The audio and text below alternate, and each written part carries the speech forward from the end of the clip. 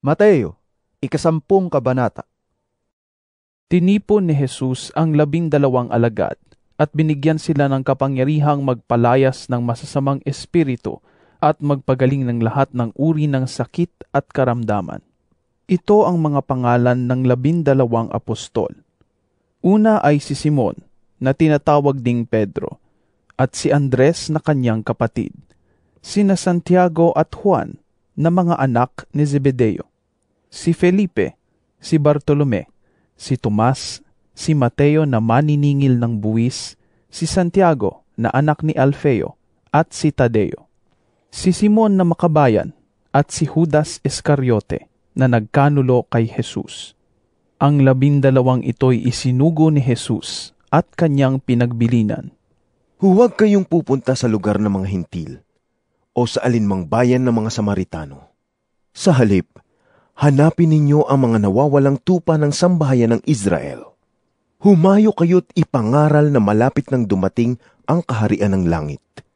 Pagalingin ninyo ang mga may sakit at buhayin ang mga patay. Pagalingin at linisin ninyo ang mga may ketong at palayasin ang mga demonyo. Yamang tumanggap kayo ng walang bayad, magbigay naman kayo ng walang bayad. Huwag kayong magdala ng pera, maging ginto, pilak o tanso. Sa inyong paglalakbay, huwag din kayong magbaon ng pagkain, bihisan, pampalit na sandalyas, o tungkod, sapagkat ang manggagawa ay karapat-dapat na tumanggap ng mga bagay na kanyang ikabubuhay.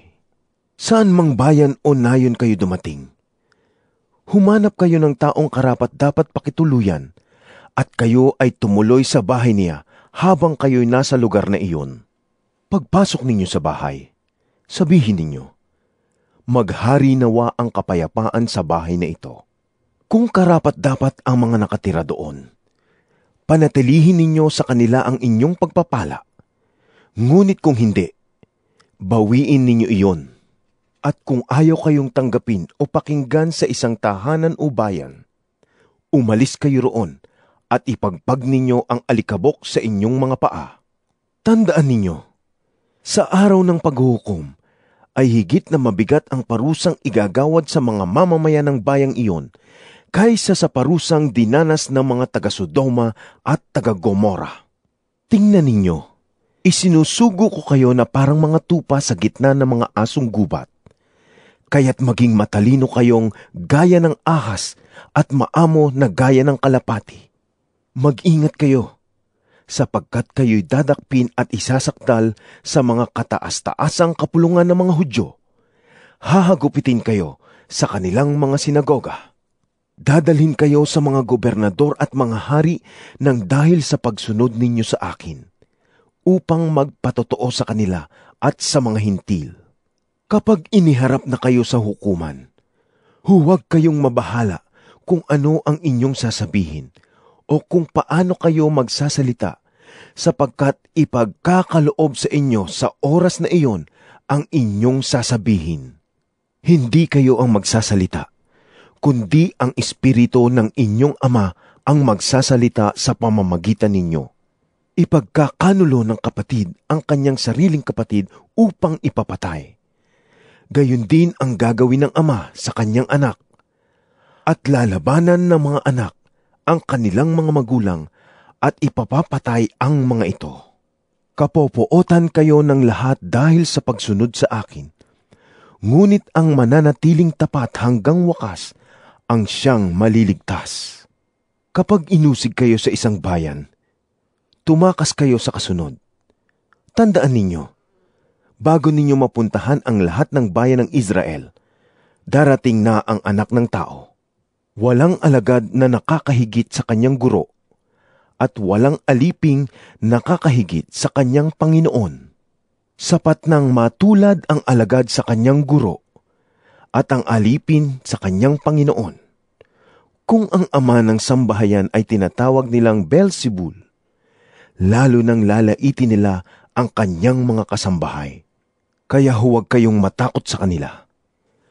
Walang natatago na di malalantad, at walang nalilihim na di mabubunyag. Ang sinasabi ko sa inyo sa dilim ay ulitin ninyo sa liwanag, at ang ibinubulong sa inyo ay inyong ipagsigawan sa lansangan. Huwag ninyong katakutan ang pumapatay ng katawan, ngunit hindi naman nakakapatay ng kaluluwa. Sa halip, ang katakutan ninyo ay ang Diyos na may kakayahang pumuksa ng katawan at kaluluwa sa impyerno. Hindi ba't ipinagbibili sa halaga ng isang salaping tanso ang 2 maya? Gayunman, kahit isa sa kanila'y hindi nahuhulog sa lupa kung hindi kalooban ng inyong Ama. At kayo, maging ang buhok ninyo'y bilang niyang lahat. Kaya huwag kayong matakot. Higit kayong mahalaga kaysa maraming maya. Ang sino mang kumilala sa akin sa harapan ng mga tao, ay kikilalanin ko rin naman sa harapan ng aking Amang nasa langit. Ngunit ang sino mang ikaila ako sa harap ng mga tao, ay ikakaila ko rin sa harap ng aking Amang nasa langit. Huwag ninyong isiping naparito ako upang magdala ng kapayapaan sa lupa. Naparito ako upang magdala ng tabak, hindi kapayapaan. Naparito ako upang paglabanin ang anak na lalaki at ang kanyang ama, ang anak na babae at ang kanyang ina, at ang manugang na babae at ang kanyang biyanang babae. At ang magiging kaaway ng isang tao ay kanya na rin mismong mga kasambahay. Ang umiibig sa kanyang ama o ina ng higit sa akin ay hindi karapat-dapat sa akin. Ang umiibig sa kanyang anak ng higit sa akin ay hindi karapat-dapat sa akin.